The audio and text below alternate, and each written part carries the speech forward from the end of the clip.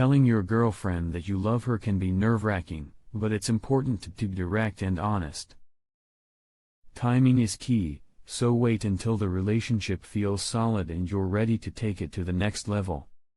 Reflect and be certain you aren't saying the big words in expectation of anything in return, as hoping to get something out of it may undermine the sincerity of your words.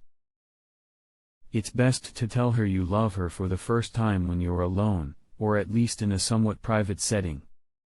Avoid being drunk or tired when you say I love you, and consider accompanying your confession with a thoughtful, inexpensive gift. Trust your gut about when and where to tell her. A nice romantic dinner or picnic are good options for creating a suitable atmosphere. There's no perfect moment, so don't overthink it.